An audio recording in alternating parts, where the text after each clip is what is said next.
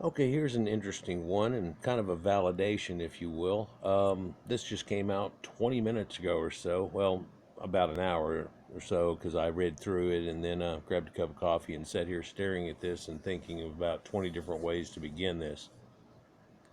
This is in ancient Yemen, which we know is Arabia today, or the Arabian Peninsula. It's kind of up north in that area of it, but I've done some videos, four or five of them, about ancient Sebaens and then the people that were there before.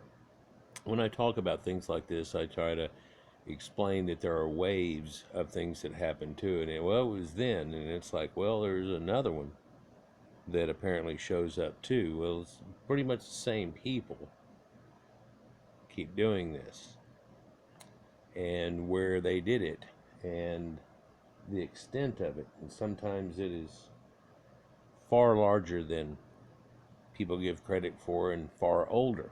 If we're looking at a site that predates the Egyptian pyramids by far, you're just gonna and in the saying of it too, by the way, he's just kind of blurs past it, and in reality it's more than twice the age,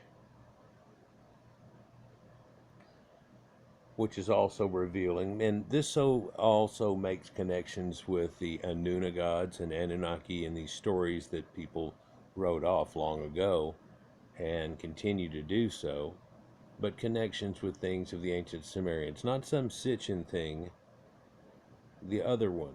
And it's so hard nowadays to try to dissect and take the parts of what he did use that is the reality of what is all found easily in the tablets, and then the rest of the stuff is just conjecture and made up. In fact, from what I understand, his other book and everything was none of that is. It's just all written in a prose that sounds kind of Sumerian.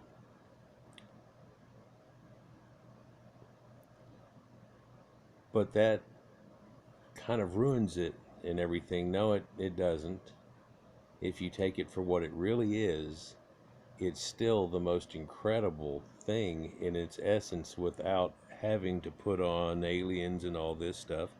Although, man, like I say, if you look at it, there's some stuff on my shelf over here, kind of set aside in a box, but literally they talk about them going up into space and watching the flood. And I've got another video set up to do it, but I've done what, 6 on the flood in the last 4 years.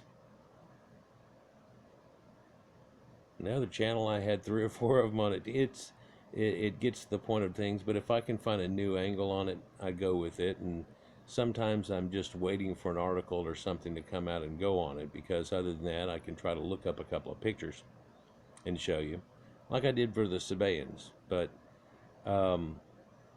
also, I got a mark from somebody because I took his picture show, just basically a picture show, a slideshow, and I put it on and I go, well, here's a guy that did his thing, and I found, a 25 video picture stretch where I surely, if I did it all on my own, would have been lucky to have found 18, 20 of them out of that. And so I just let the thing wheel as I turned around and talked about it. And it was also one of those stupid videos where I tried to put sound in the background, and even though I put it way down in there, it sounded like we were at a concert and I was trying to yell over somebody in your ear during a concert. And really, I was just talking like this, and the music was too high. And I hate doing things like that. I would like to add some flair to my videos in some way, but oh my God, I hate it whenever something like that happens and just ruins the whole effect. Or the cat knocking the plug out and you don't know it. So, looking at this picture here, you can see something in structure, and it's walls that are built up here, and you can tell it's crumbled long ago.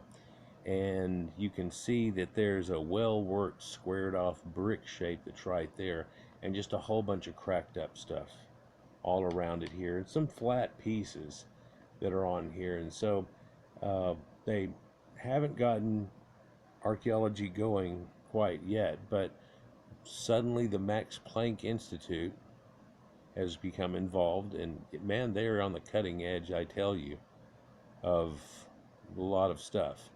And when something becomes important, it's amazing that they get their hand in quite a bit of it. But that's a different topic altogether. Um, so you have stonework, and let me just interject here before I go off on other things. Look at the alignment of this, and you can see these people in the distance. Let me get my pointer here. I don't know if you can even make it out, but there are people in the distance there. Take a guess at how far that might be. I'll take a shot at it here. Now, this is not as good as me standing here. Me standing here will give you a total different idea, and I can tell you if it's uphill or downhill. Played golf for years, and I get a sense of it. These guys are they got to be 150, 160, maybe 180 yards away, somewhere in between there. If I was going for it, that would be my club choice, depending on wind and all kinds of things else. But that's well over 100 yards. But we're standing outside of it here, so looking at the thing, that's well over a football field. It's not as wide as a football field, although on the right of it looks like there's another width, the same width, by the way. And if you added that together, it'd kind of be a football field. In a minute, they go into this thing, they talk about the average of these, but there are quite a few different shapes. But this reminds one of the great Viking halls of the old and Norse halls that they have. But this would have been quite a hall here going on, and something tells me that these structures are going to line up to things. Whether it lines up to that little mountain kind of area you see in the distance that's poking up off the horizon for a reason, or if the sun sets there during a certain time, or the moon, knowing who these people were. But there might be other alignments that might be north, east, west. They've got over 100 of these structure type things found, and more things too, like those cattle corrals and those V shapes that look like they would help along with the terrain, exaggerate the terrain a little bit, and you could kind of scare animals a certain way and they would naturally try not to go over that ridge or whatever, and kind of funnel them into an area of like a kill zone or a capture zone. And those circular corrals that we found, there's a bunch of around in Jordan, but all you had to do is get up above the sky. I wish I had a picture over the top of this. We'll have one soon, for they're just now starting to do further archaeology after the initial showed promising and exciting results, which we'll also get into in just a second. But again, this is a verifier of things like that, and these people that used to come out of what we know as Bahrain type area, and the Sumerians and their tales of the little peninsula at the end of that and how that goes. Well, in one version of the flood, it even talks about it, and Dilmun and the situation that's going on, and everybody says, oh, that's got to be far-fetched, or they must be mixing up their left and their right and talking about how they hooked up with the ancient Malus from India. No, there's this thing going on, and it was in a time before time. It's this wave situation I talked about before. There's people there, and then somebody comes in and assists them and changes things, and it doesn't all happen at once usually. And in fact, the oddity was Sumerians pop up like popcorn. And we find that reached back to the very earliest times, and I'm like, it doesn't do that. And of course, they found cattle hoyak in a few places like that, and that makes connections. Cattle and people starting to grab animals and try to domesticate them, versus some of the other people might have been doing more farming or repeated farming. In other words, they would seed some things and then hunter-gather and chase things over, and then come back. When they come back, it's all grown up. Nomadic. Like some of these people in this area are Bedouins, and they're known to be very nomadic. They just go around this, that, and the other and try to get the goats something to feed off of this area that's all become a desert now. But we're going to talk about how it wasn't a desert. This was a fertile area too. Nowhere near like the Eden of Samaria, But hell, it had it going on too. We've talked about the Green Sahara. In fact, in that video, I make mentions to what we might find in the desert here, as well as the desert just out there off of the Nile, just under those dunes. But in this area, you could find things too. And we see these Sebaen type people, and it's even mentioned in Lot and Job, is it? And in the tales of Enoch. And it relates to some of these people. And I even watched, oh man, it must have been 2.5 years ago now, a guy that's trying to do a Christian apologetics thing, and then he got to this point, and I go, tell me you're going to say it, tell me you're going to say it. And I sat there for 10 minutes, and all of a sudden he goes, so who this is? And bam, he pegged it off as a Sebaens. And I go, okay, so that correlated with some of these people that were going on. And if you look at this ancient Sebaen art and Queen of Sheba and how that portrays and into the Bible, there's a connection that really exists off of it. It's kind of written differently than what, if we look at it archaeologically, we kind of went down, but quite often so much is the way. For we're talking about spans of time with here that go much farther. But of course, in the Sumerian tales, they just tell you this started happening, and there were ancient times, and it was long, long ago. And they'll repeat that twice, and then people that are in the know tell you that means it's way the hell back. Or they even mention this is before bread was even made. And you have to wonder if these hunter-gatherers are gathering up grain and making a thing that's like bread out of it. How far are we going back here? 18, 20,000 years ago? Well, we've talked about Kamyana Mohila and how it has effect in there. Weird thing is, on that wall that's in there, they had already started dating the silt layer and everything that goes with it, and they were agreeing, yeah, it's like 14,000 years ago, and well, they kept digging and went deeper, and they basically said anything deeper than this is deeper, and probably it would peter out. No, it didn't. There's more stuff on the wall. Here's the mammoth. What? Yeah, and that's got to be dated much older, and looking at the layers here, that's 14, 16, 18,000 years ago we're getting now. Well, hey, come look over here. There's a guy on a horse. What? Oh, and there's all this scratch writing and everything, and some dude says he can decipher this stuff if it goes with this deal, and it shows out to be talking somewhat about real broken English, if you will, but talking about Sumerian type gods, and we're at 22,000 years, and they have associated with it, not quite as old, I think it's in the 1806 range, that they have a stone circle and this, that, and the other going on, and people, oh, they just shut up about that, and it's like, what? Oh, they're going to try to write that off like the fake pyramids of Bosnia and whatever, and you go, oh no, they had it all dated. Well, now they're saying that that mammoth might be a bull, and you're like, bulls don't have horns like that, and you already agreed it was, hey, what's going on here? Oh, well, it so went out of the norm that everybody that was really going to be involved with it, and oh my gosh, here's something fantastic, balked on it because of what happens to people whenever you find something like this. And that's a sad state that we're in whenever we try to be all PC and you find something that really goes out of the norm, like this is going to do whenever they excavate it out here, by the way. Or it's going to validate who the ancient Aryans were and so on. And you know, whenever you look at that and you say, oh, that's got to be Japheth, and Japheth is known as the Aryans. Well, that's because we know the Proto-Indo-Europeans on there, but we've already verified that before that wave happened, there's already blue-eyed people all in here in Egypt, and they're, you know, first people that are there. And we did a recent paper, and 7,000 years ago, they're 6,500 years ago, a wave of blue-eyed, blonde-haired people, at least their genetics are proving it, come into that area, into a people that would have been more brown-eyed and more whatever going on here. Well, Sumerians tell you they rule over the dark-haired people, and you're like, oh, okay, so they're all dark-headed. And you go, no, you're not listening. They told you that they came in and they took over and ruled over the brown-haired people. So what color is their hair? Well, you would say, in general, probably not dark-haired.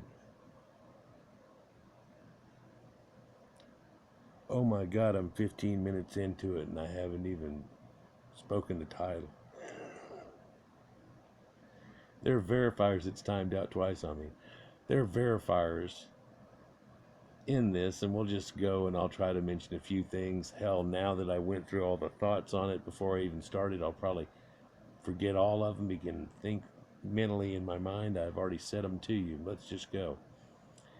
More ancient mysterious stone structures found in Saudi Arabia.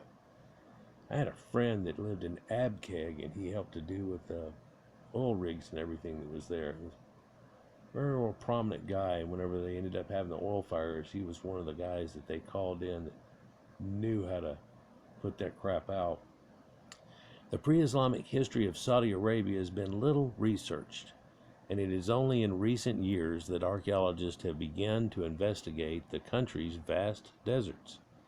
Experts have found over 100 mysterious stone structures that are among the oldest ever found, even older than the pyramids. For example, massive stone structures known as kites, probably used in mass animal hunts, have been identified. Moreover, a large number of stone geoglyphs have been found, which are known to the local Bedouins as the works of the old men. And wish I had the video clip that I could show you, but if I did, it'd probably get kites because of it. But them talking to Bedouins and them describing, oh no, this wasn't us, and they go, oh, this is like the Persians, this, that, and the other, and they go, no, no, no, no, no. This is from the works of the old men, those ancient men of well renown, da da da. It's all like that.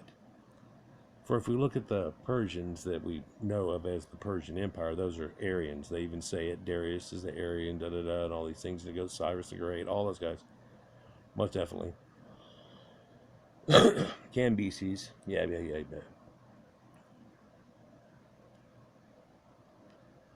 But before, too.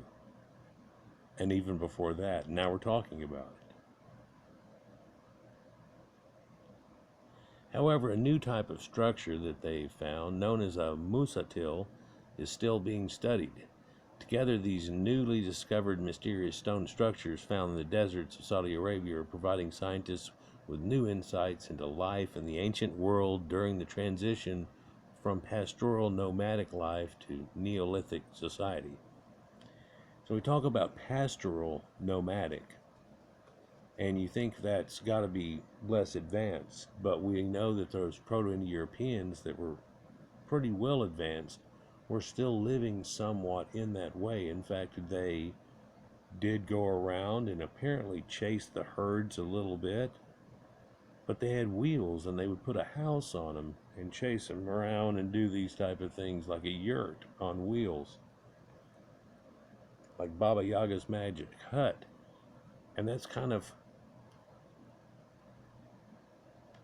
doing it for a reason, because that's the kind of life that fit to what they were going with there. And apparently they had both going on at the same time.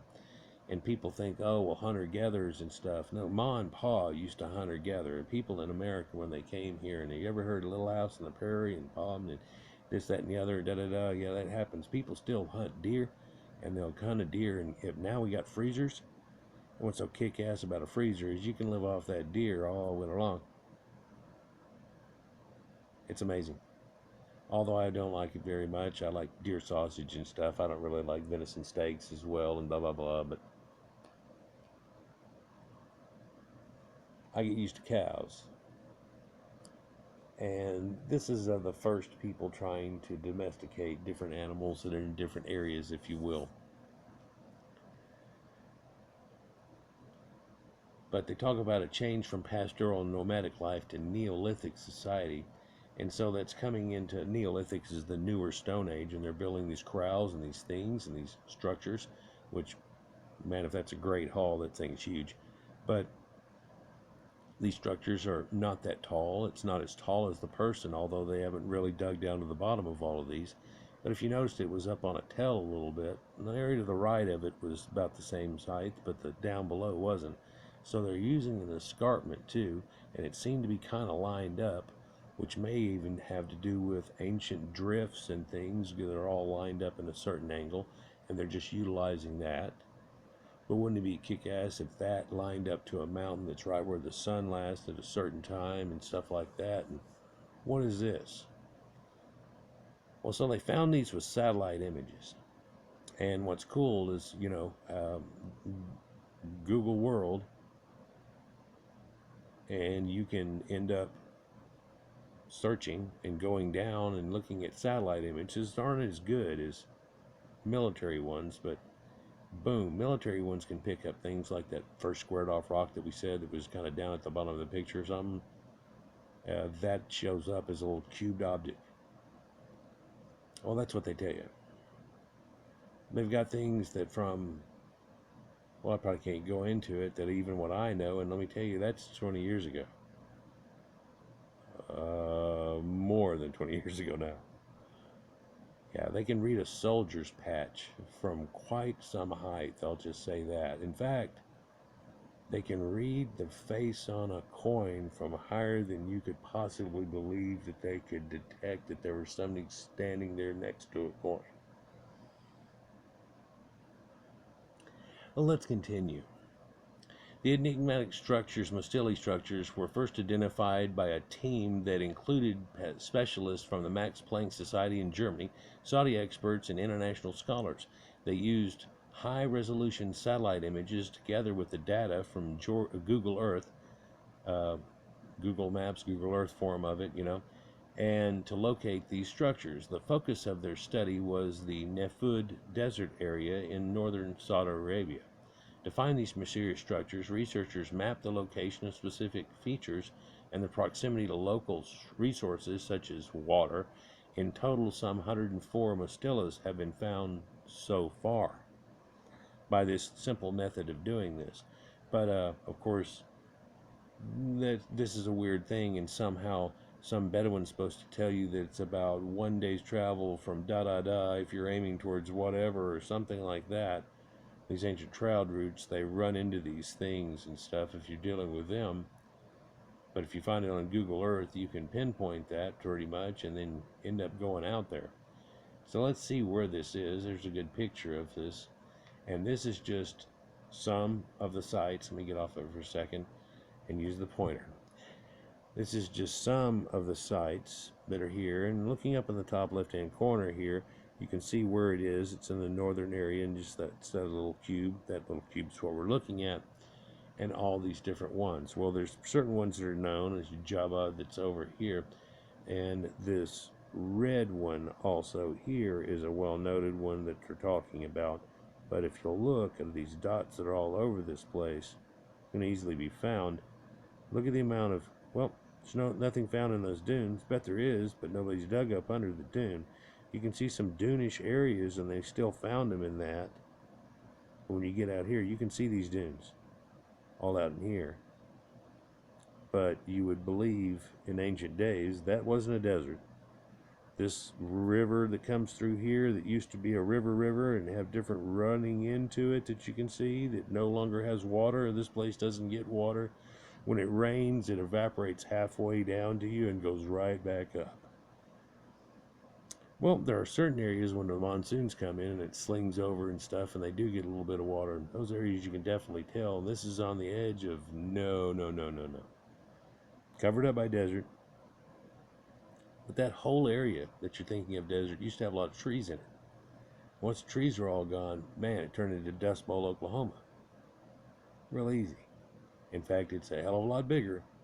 And because that whole area was misused all the way through what apparently was the height of the last ice age, when everybody was shoved down in Middle Earth, that's what Mediterranean means, you have this effect where coming out of it, it didn't rebound too damn well. But looking at geology, it looked like that happened a lot of time. There's sandstone that's been going on forever and ever. This isn't all humans' fault in any way, shape, or form. It wasn't going that great. Splotchy somewhat in Savannah, if you will. Hell of a lot more rain than was going on now, just like the Green Sahara. So, according to the Holocene, they're elongated rectangles, with 102 out of 104 examples having 2 long walls, and the other 2 having 3 long walls. On average, these mastutas are 480 feet long and 420 foot wide. That's Sounds like sacred numbers right there, don't it? And derivatives of it. Wonder how it broke out. Well, 420 feet. What is so that's over 160 yards. Yeah, this will go there. 480. They were made from thousands of tons of stone and rock and typically had low platforms, and they were only found in low-lying areas near water resources in the northeastern part of Saudi Arabia. So they found a cluster of them in this area, but no telling that, hey, see those mountains over there that you barely see in the distance? What if there's something over there in the little ridges that go along with it? Because why not? As long as there's a water source, there's going to be people there. Well, there's no water source. I know there's no water source now. But this LiDAR thing showed up to be an ancient riverbed running right through there. And just like Mohenjo-Daro, you'd be surprised what you might find going on there, even though they lost their river source. Scheist happens. So to tell you that they're older than the pyramids. Little material culture was found during the field studies of the Mustala. Some items were carbon dated, and it was found that at least one dated back 7,000 years, making it older than the pyramids. Well, yeah, by far. Or for, 3,000 or so, and then 6,000 then. Okay, well, this is 7. This is, wow. The researchers wrote in the Holocene that the vast scale of these structures makes them among the most spectacular examples of prehistoric monumental architecture anywhere in the world. And among the most, I would fit, but if you say Göbekli Tepe and everything, you're like, what the hell is that? And it's going to be amazing what we find over time. Whenever I come up with all the little theory ideas, I had dreams that we would find something like that and it would validate it to a point that it would be validated. And now we have that in so many different ways, and it's starting to show in different ways too, in slightly different dates with each other, showing you where it pushed and bulged, began and got going, sometimes got going, sputtered and petered out and got going and had to be helped more than one time. Ding. In fact, when everything was going to crap, you almost couldn't help it. Although there were attempts made.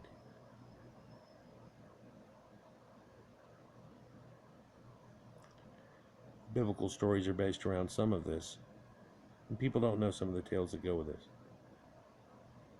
Researchers tried to figure out why these structures were built.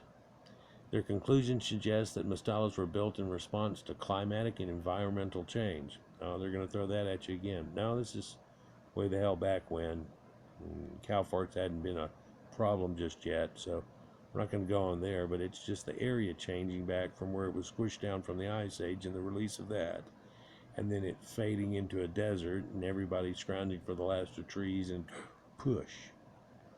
Was it going to happen anyhow? You bet. The researchers wrote in the Holocene, which is, I guess, magazine and stuff about it, that between 10 and 6,000 years ago, the Arabian Peninsula saw the most recent of the Green Arabia periods, when the increased rainfall transformed this generally arid region. Therefore, these changes in the local environment likely led to the emergence of the Neolithic period in Arabia, when local cultures were radically transformed. And something just steps up. It doesn't just start raining and people start building squared off, lined up and things, houses and stuff in the way like that.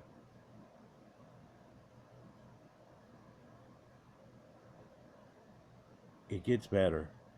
Here's that picture again. No, it's a different one and it's slightly fuzzy. You can see the length of this and this area. Then that's not no cattle corral, and it's not this and it's not that. And you can tell how this falls off over here. But this is close up the same size. You can also tell this is quite filled up with some sand, but it looks like some harder sand and stuff that's in here. And they actually make a mention that one of these, apparently not this one we're looking at, had 2 areas, and they're all connected by the wall, to where it's like one down there, one up here, connected by the wall.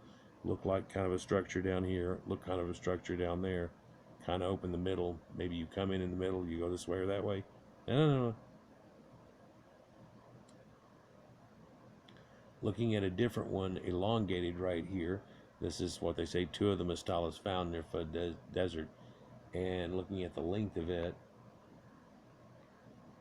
this looks like, oh, well, Noah's boat laid out right in it. No. This is rocks, and they're all laid out in a stone wall, and I can't find a person in the picture, but he would only be as tall as the little dark blotches you're seeing right here.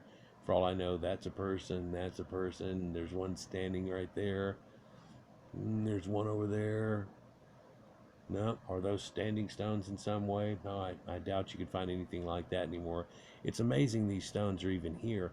It's amazing that none of the Bedouins didn't become non-nomadic, and they're still in that way today, or they would have taken these stones and built a little house or structure someplace. Might be even right down from this tell that you can see looking at it, down over here, and built something out of it. And people be talking about that and how it was built at 700 BC or 700 AD, and may just see remnants of, well, what the hell was that? Then again, what we're looking at is a still. Somebody took it apart pretty much. It's been all busted to crap, and what the hell was that? But then left alone.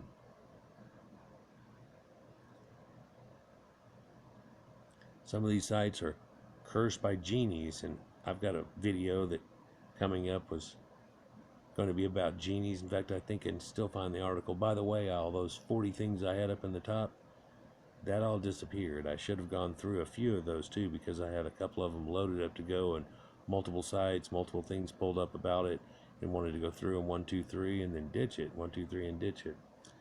But hell, there was like 40 something. Anyhow, back into the swing of it, and I'll have to get those back going again, each individually. From a brown dry desert to a desert world to a green Arabia. Before the last green Arabia period, nomadic pastoralists struggled to survive in the harsh desert-like environment of these areas. More rainfall turned parts of this area into grasslands, but the environment still remained challenging. This led to a reduction in nomadic life and possibly the establishment of territorial entities. The mustels are probably related to these dramatic societal changes. It's giving a hint to it, isn't it? Researchers then sought to establish the function of these mysterious constructions in the desert. The walls are too low for them to be built for defensive purposes, and they could not have been used for utilitarian reasons such as water storage. I mean, it just leak out. It isn't a water storage facility. A large number of animal bones were unearthed at these sites. Also uncovered was a painted rock in the interior aspect of the mastale. And so it had an interior and slate-type walls and paintings too, and we're just going to see a glimpse of it. And yeah, a lot of it got taken away in elder times, but this dates way back when. I don't think this exact one dates to as late as 7000 BC, but the geometric images on this painted rock were the key to interpreting what the mastelas were built for. The researchers concluded that these mysterious stone structures had some symbolic or ritual purpose. I'm so tired of saying that. I do this and I'm tired of saying that. And even whenever it kind of looks like it, I'm tired of saying it, just like calling anything a Stonehenge if it lines up to alignments. But that's because we shouldn't be mad about that. It's comparing something from long, long ago, but there are the many Stonehenges around the world. These mysterious stone structures were likely Neolithic. Dr. Hugh Grocott, one of the study's lead researchers, stated that our interpretation of mustalas is that they were ritual sites where groups of people met to perform some kind of currently unknown social activities, according to the Max Planck Institute, who has now gotten all into it. And they've got some hellish researchers too. In genetics, they're really kicking it out. The discovery of the painted stone sitting on a platform could suggest that rituals took place at these sites. Crochcut is also quoted by the Max Planck Institute as saying that perhaps they were sites of animal sacrifices or feasts. So this is something that you hear as a common thing about which ones. Well, so they would end up trying to use these animal corrals, and whenever they did, they would end up having a feast, and that all became at a common area. Well, you better hope that you catch these beasts at that common area, or you're going to have to actually subdue them. One of my other videos, they had things that looked like that, and some cave painting that looked like the idea of an animal being led, animals being led, and they may even have blindfolds on them, and that's conspicuous too, and goes with something else we'll talk about later. But that's one way that you can supposedly train an animal. In fact, in Job, when he talks about behemoth and stuff, it's one of the things where he talks about you can't really just shut off his eyesight and get control of that, can you? So looking at this picture here, though, what you're seeing is diamond shapes. So it's based on fours and geometric patterns. And if you just want to put a symbology and sacred geometry on it, it's based on fours. There are three symbols. 3 times 4 is 12. Is the 3 Orion? Well, not necessarily. But if you look at them, there's a dark one, then there's a light one with a dot that's like a sun symbol, then there's another dark one on the other side. Above and below it, there's other parts that are making out a scribble, which I made a video about recently that showed that there is a mammoth bone scribble that's something similar to this, but it's more swastika-ish. It contained a whole calendar to it. This isn't necessarily maybe a calendar, but I've seen a representation that looks exactly like this.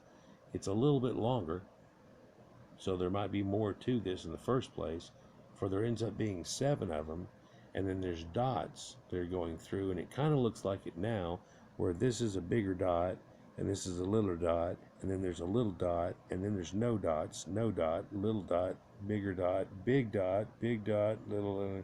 What is this? That's a sun cycle.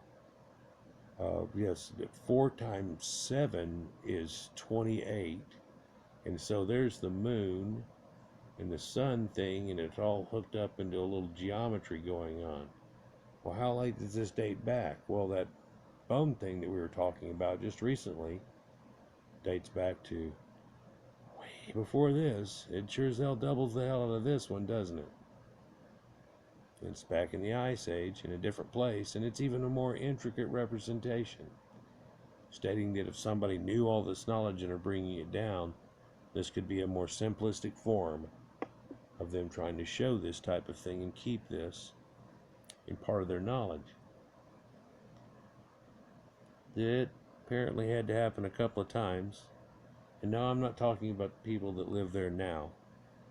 When we're going back this far, we're not even talking about the people that led into the people that are there now. We're talking about another time.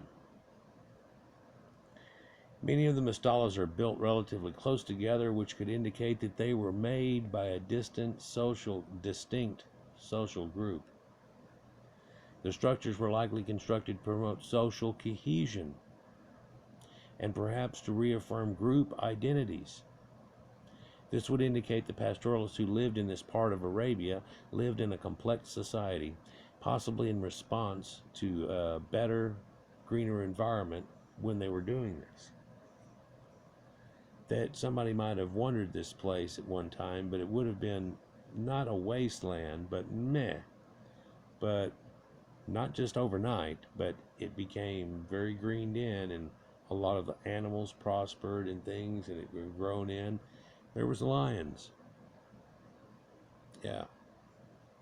All through here at that time. And a lot of other animals.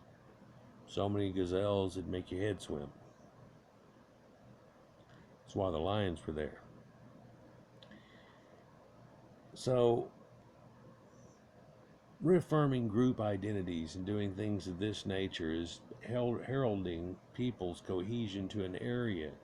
And in some ways, we've seen in a lot of these older videos where there's this place like this, or this great hall, or this thing that's been known, you know, and people make pilgrimages and doing things later comes out of that concept. Well, how long has pilgrimage been going on?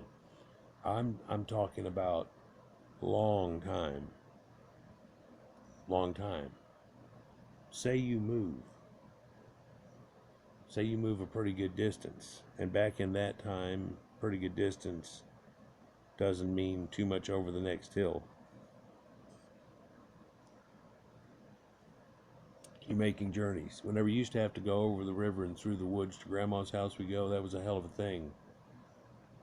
It wasn't 35 minutes. And look, we're in the country, kids. There's a cow. Are we there yet? Imagine the people back then hearing that crap. So we're coming up on 45. God, I got to finish this thing. So pause it if you got to, but look at this picture here, for this is one of these wall etchings on here. There's no head that goes on to it. And they've debated whether it's a camel or what it is. And they say, well, see this little hump on its back, that's going to be a camel. And I was like, A, well, that's on its butt. And B, it's nowhere near big enough. It also doesn't necessarily so much look camel-like because where the neck comes out doesn't look like that. In fact, in a horse, it would come up and then come out like that. And they say, well, this looks like kind of a face. That'd be a little bitty face, and it looks like it's been broke away. You can kind of tell. But if its chest came out like this, farther than what it was, if that is a piece of it, then this could only be a cow or something like that, and it wouldn't necessarily be, you know. Anyhow, Mustafas may have been built as a social mechanism. However, surviving in these arid environments was still challenging, and the pastorals faced many dangers. According to the Max Planck Institute, the team hypothesized that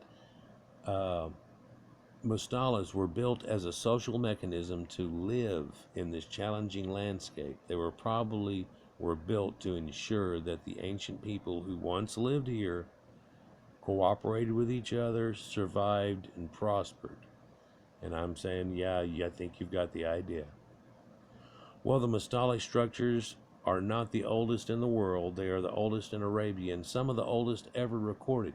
They show how the environment can transform and shape human society. They also demonstrate that structures for ritual and social purposes help groups to come together and survive in harsh landscapes. It is expected that the deserts of Saudi Arabia will reveal more archaeological evidence in the future. And yeah, I think it will. If we take a look at some of these interesting people that used to live back then and what was going on and the dating that goes on, it's gotten quite a bit of attention. And the Max Planck Institute's involved with it, and I just hope that it gets carried on further from this point. This is one of those things like you hope that they find something like this one day, and they found something, now they're doing something about it, and surprising details, and the details show you an elder time and a people that they're realizing this was letting the people of this area, whenever some green going on still, come together, and that faded away, and those people moved out of the desert because they moved to greener pastures. Like, share, and subscribe, and enjoy, and we'll get on to another topic.